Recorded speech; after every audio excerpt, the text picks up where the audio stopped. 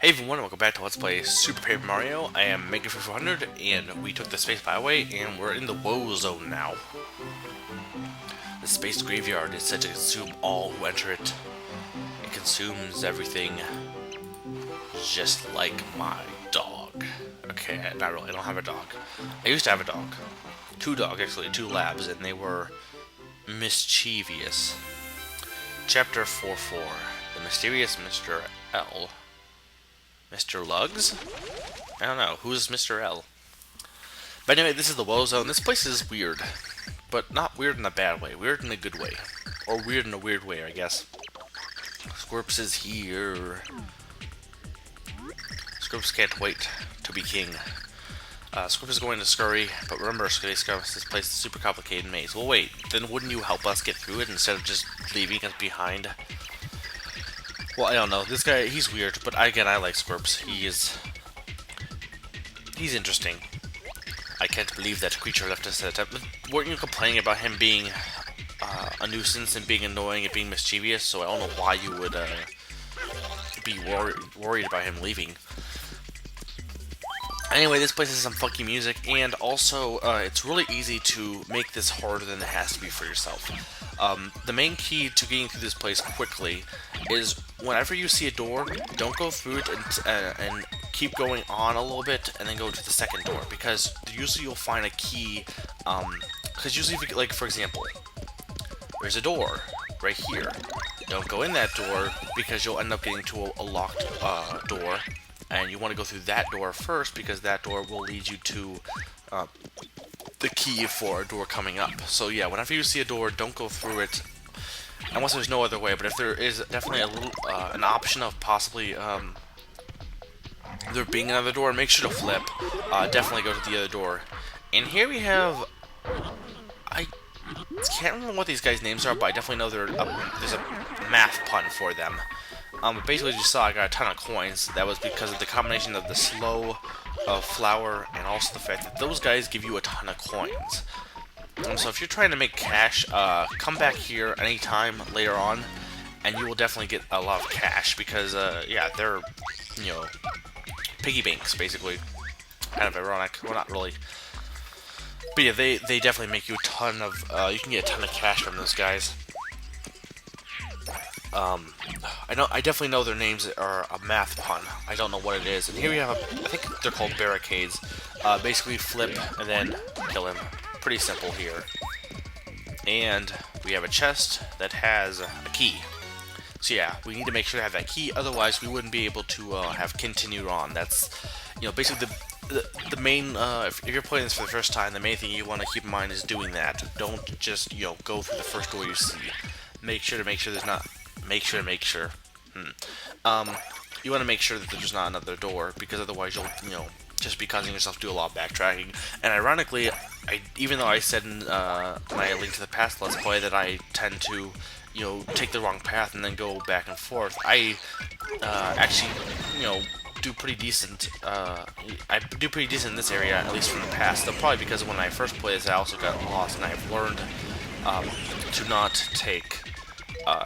See, in this game though, like in Zelda, there's a lot past that. It's like, well, you can't really tell what one is the right path. Here, it's always going to be the one that's not the most obvious. That's the path you want to take. It's similar to, like, you know, finding hidden things. It's always the harder path that's going to be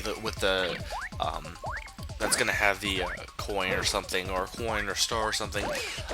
That's, you know, I'd be interested as a game designer, have a game designer make it so that the easier path is the one with the thing that you want to collect, and the harder path is the one with the, you know, just the normal way, or just the other optional way. So just to be like, haha, I tricked you. Game designers do that though. They do, you know. I wonder, like, it's interesting to wonder what exactly a game designer is thinking. You know, in terms of certain traps. Like what exactly is going through their mind, or like when they make certain dialogue. They're probably thinking about it in relation to, you know, what the user is going to be thinking. But it is a curious subject. I'd like to be a game designer, though honestly I'd be more of an artist for game design, not actually a programmer, because I'm not really into I'm not really into code that much. I mean, I know a little bit of it, but I'm not a coder. I'm sorry, my brain thinks more, ironically my brain thinks more artistically, more so than I'm not really into code.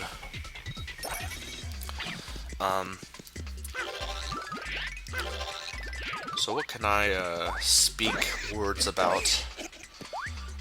What games have I been playing recently? Actually, I've been playing Four Swords Adventure with some college friends, and I will say it's, just like when New Super Mario Bros. Wii, it's a totally different game when you're playing 4 players as opposed to 1. Especially when I was playing for the first time, it was like I just want to get through the game, and here it was, trying to get more, get through the game, but also trying to get more force gems. And right here, yeah, this guy's not, whatever reason he's not, I can't get him to be captured. But as you can see here, it took a little bit longer. Basically, I think damage does affect them a little bit, but because I am not a high enough level, I wasn't able to capture them, even with the catch card SP. But yeah, but it's quite it's fun, like, and fun, but also can be like, what the hell, why'd you do that? Like, someone, attacking a bunch of cuckoos and then hiding underground while they all rape you on screen. Like, I just wanted to have these force gems. Why are you making chickens kill me? I would actually like to, people say, oh, it's an overused concept, but when New Super Mario Bros. Wii came out for the first time, people were like, oh, well, this is just like Forced Adventures, nothing new. But at the same time, though, I still like it. I mean, Kirby Amazing Mirror did that. They did it for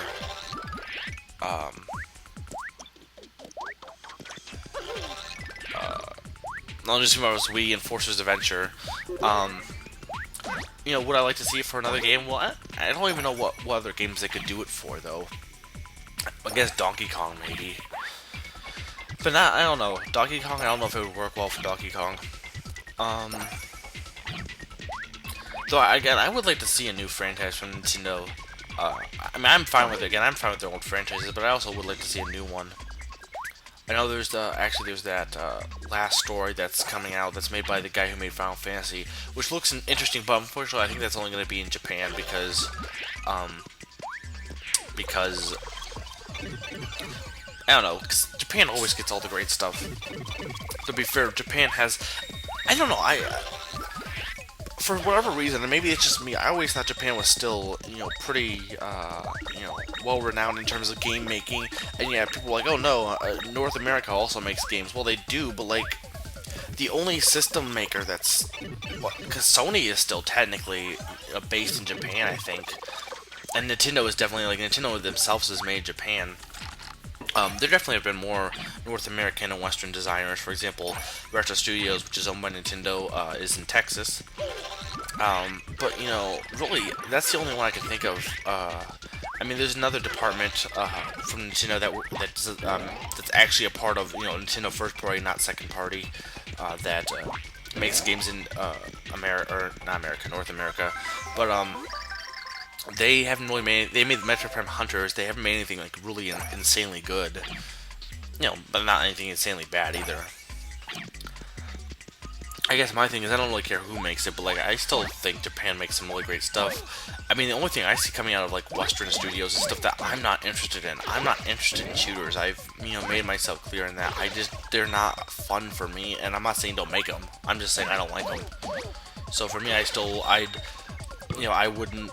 tried playing shooters, and they're, rail shooters and some shooters, but for the most part, nah, I just not that into shooters, or any of the sub-shooter genres, and I'm not that into the I like turn-based RPGs. I don't like RPGs, for whatever reason, I don't like RPGs that are like, well, not that I don't like them, it's just when I think of RPG, I think of turn-based. I don't think of, Kingdom Hearts is an RPG, but it's like an odd RPG in the sense that it, oh yeah, I don't want to go here yet, I don't think.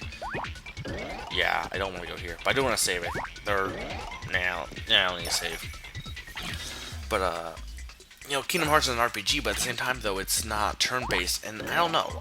But I guess because I always grew up with turn-based RPGs as being, RPGs. Whenever I think of the term RPG, I always think of turn-based. Now, granted, not all RPG is turn-based, I know that, but I don't know. I find, because I think it's similar to, like, it's similar to this game, though. This game or Zelda 2. This game, I know it's an RPG platformer, because it's an RPG, or it's a platform with RPG elements. I know Zelda 2 is a Zelda game, or a Zelda, style platformer with, RPG elements of leveling up. But at the same time, though, I see Zelda 2 still being a Zelda game in terms of, the action-adventure genre. I still see this game being more platforming, just with, a touch of RPG.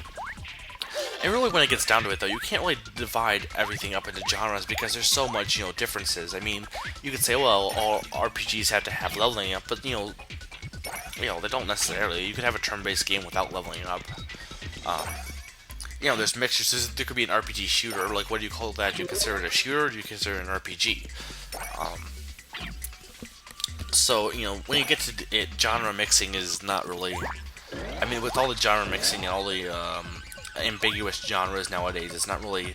We make genres to make it easier for us as people to, talk about things. We like to divide things up, as I've said before. So I guess my thing is... when I say Kingdom Hearts, it's not what I think of as an RPG, but it's still, an RPG, and this game is still an RPG of sorts. But really, does it really matter what we call it? It's, this game is still good, whether or not we call it an RPG or not. Squackles, Scorps is tired of waiting. Oh, too bad. It's just ahead. Great. You've done well. You're a smart kid. What? Wait a minute, Scorps was betraying us? That's a shock.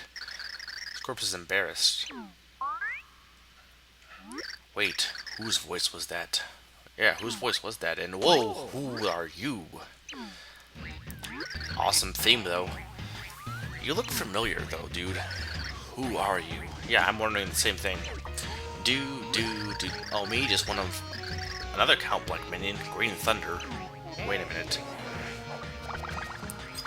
Mr. L? Ooh, he is the Mr. L of the title. He does look vaguely familiar, though. Who is he? I feel like I know him. Why? Because I'm about to give you a burial at sea. I mean, a burial in space. Just because you're red doesn't mean you're strong. It didn't say it meant that. Okay, so he basically is going to fight you, similar to you, experience this spring jump. Also, if you have Tharu out, occasionally he will use a Shroom Shake. When he does that, as like right there, you can either jump on him to stop him from using it, or you can steal his Shroom Shake yourself. I can't say I found any use of stealing his Shroom Shake, but you can do that. But yeah, that battle is pretty easy. I'd use Mario. You can use Bowser too to make it go even faster, but I came in here with Mario, so it made more sense just to use him instead of switching. Metal Bro. What? I wish I knew who this guy was. His face, his whole, look, just... And yeah, that robot looks like him, but this guy looks... Why can't I remember who it is? Robot, that's a very lame name, dude. You are kind of badass, though, I'll admit. You're pretty badass looking. And your theme is pretty badass. And now it's time for... Ooh, I love awesome piano music. I love the piano used in Epic Yarn. Like, I want more game music to have pianos being used, because piano, choirs, and pianos, vocal choruses, and also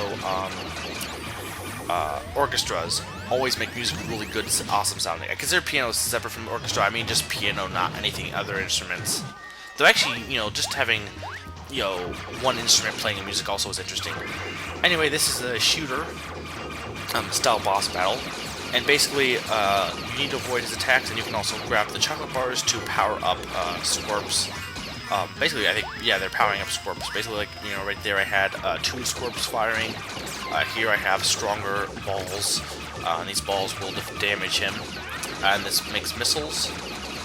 So yeah, this is Not that hard of a boss battle, though I am taking quite a bit of damage. It's a unique boss battle, I do find this interesting. It's probably one of my favorite boss battles, just because compared to others, it's you know, more unique. It's not hard, but it's definitely at least more unique, so it's more fun.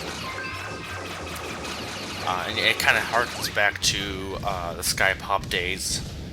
Hey, this makes no sense. No, it totally makes sense. You died. You're a complex minion. Therefore, you automatically lose, because otherwise we couldn't continue on with the game. You beat a robot. Ugh, I'll let you off on the hook for the rest of the day, I suppose. But remember this, when fortune smiles next, she'll smile right here on Mr. L. He still looks familiar. Is that Garodis? I'm thinking it is. Anyway, the Pure Heart is up ahead. Okay, let's go find it. Door. Hello, door. Mommy, Scorps has brought them here. Wait, your mother. Where is your mother? Oh, we're finally here. Come and say hi to Scorps' mom. That's... wait. That's a statue. Your mom is not there. Scorpia, her name is Scorpinia the Queen, so therefore, yes, Scorps is a prince. The Prince of Scorpia once great kingdom, and his true name is Scorpcorogalina Scorpina. Sorry for not telling you. Scorps promised not to tell. I made Scorps the target, even though no one targeted us. No one really existed except for Mr. L. I mean, the Globule people didn't really care. In order to protect us from destruction, we needed the Pure Heart, so Mommy hid the Pure Heart in the Woah Zone where no one could get it. And so, 1,500 years ago, Scorps was put into sleep in a hibernation capsule. That kind of sucks. And he was meant to bring the hero here, so therefore his mother is dead, and he is technically still young, even though he should be older at this point. That kind of sucks for your life. I mean, you know, you had this whole destiny, and you were forced upon it. You don't care. I guess he's kind of, you know, free-spirited and you know, free-go-lucky or whatever. So I guess Scorps doesn't matter. Anyway, here we have the blue Pure Heart, or light blue, which I think is a pretty cool looking blue Pure Heart. And time for the awesome pixel dance. Yay! So that is our 5th? I think it's our 5th. No, I think, wait. This is chapter 4, so yeah, it's the 5th, because we got this, it'll be the 4th Pure Heart we got per chapter, and we also got the first one, so it's the 5th. And Scorps is dead. When I first played this game, I actually thought for a minute, well, wait, did Scorps die? But no, he just goes to bed. But I was like, wait a minute, they killed Scorps randomly? But no, I don't know why I thought that, but I did. Anyway, that's about all the time I have, though. So I have been Maker400, and I am reminding you, chocolate cheesecake.